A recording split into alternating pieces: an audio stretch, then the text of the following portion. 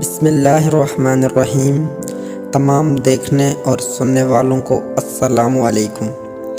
حضرت جنید بغدادی رحمۃ اللہ علیہ کے زمانے میں ایک بہت مشہور ڈاکو تھا۔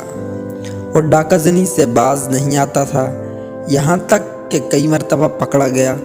قاضی اسے ہر بار پکڑے جانے پر کبھی 100، کبھی 200، کبھی 300 دروں کی سزا دیتے۔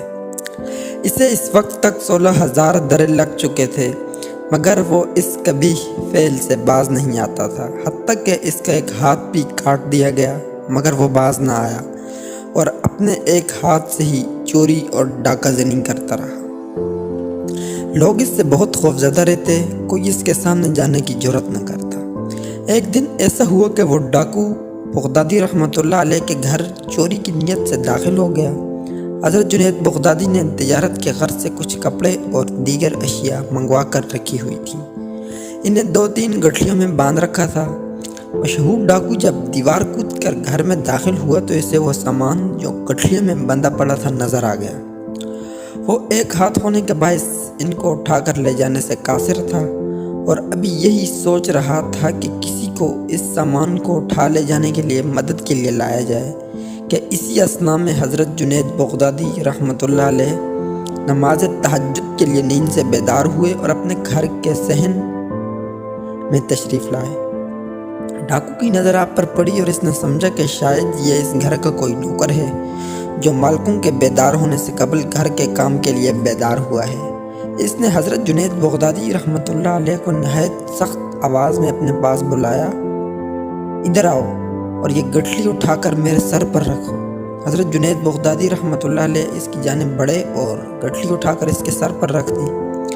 اس نے جب دیکھا کہ گھر کا ایک نوکر اس کے روب میں آ چکا ہے اور اس کے احکامات کی جوں کے توں تعمیل کر رہا ہے، تو اس نے بجائے اپنے سر پر گٹھلی اٹھانے کے حضرت جنید بغدادی رحمۃ اللہ علیہ کے سر پر گٹھلی اٹھانے کا ارادہ کیا اور انہیں سخت لہجے میں حکم دیا کہ میرے سر پر یہ گٹھلی نہیں رکھو بلکہ اپنے سر پر رکھو۔ حضرت جنید بغدادی آمادہ ہو گئے۔ اس نے اپنے ایک ہاتھ سے گٹھلی آپ رحمۃ اللہ علیہ کے سر پر رکھنے میں مدد کی۔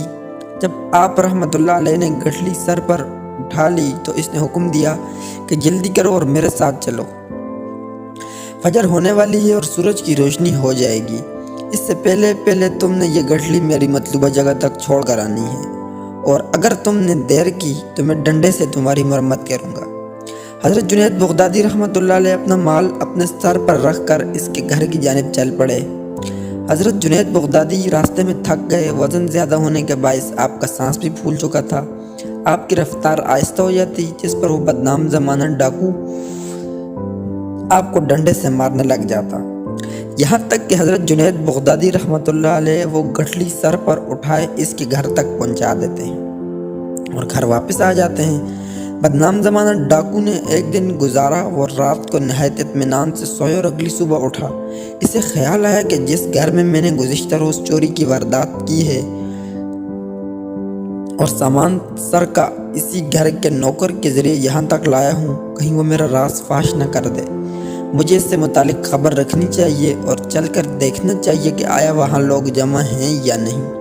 اگر تو جمع ہوئے تو یقیناً اس نوکر نے میرا راز فاش کر دیا ہوگا اور وہ تفتیش کر رہے ہوں گے، اور اگر وہاں خاموشی ہوئی تو یقیناً نوکر نے میرے متعلق کسی کو ڈر کے مارے نہیں بتایا ہوگا۔ چنانچہ وہ آپ رحمۃ اللہ علیہ کے گھر کی جانب چل پڑا اور وہاں پہنچ کر کیا دیکھتا ہے کہ لوگ آ رہے ہیں اور گھر میں قطار در قطار داخل ہو رہے ہیں۔ گھر میں داخل ہونے والے افراد حلیے سے نہایت پرہیزگار اور متقی لگ رہے تھے۔ وہ بڑا حیران ہوا۔ اس نے کسی سے پوچھا کہ یہ لوگ کہاں جا رہے ہیں۔ اسے بتایا گیا کہ کیا جانتے نہیں کہ یہ گھر ایک بہت بڑے شیخ پیر کامل کا ہے۔ اس نے استفسار کیا کہ کیا میں ان کو دیکھ سکتا ہوں؟ بتایا گیا کہ ہاں دیکھ سکتے ہو۔ معلومات دینے والے نے اسے اپنے ساتھ لیا اور گھر میں داخل ہو گیا۔ اس دوران ڈاکو نے اپنا کٹا ہوا ہاتھ چھپا لیا کہ کہیں گھر کا نوکر اسے پہچان نہ لے۔ گھر میں داخل ہو کر اس نے دیکھا کہ وہی نوکر جس سے اس نے گٹھلی اٹھوائی اور گھر تک مارتا ہوا لے گیا تھا، وہ مسند ارشاد پر تشریف فرما ہے۔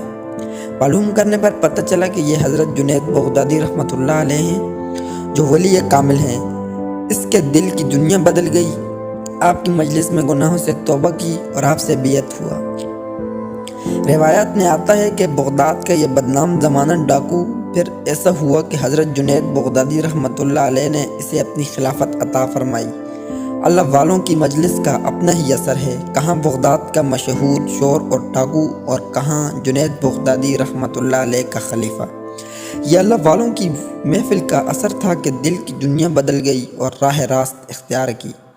اللہ ہم سب کو راہ راست پر چلنے کی توفیق عطا فرمائے، آمین۔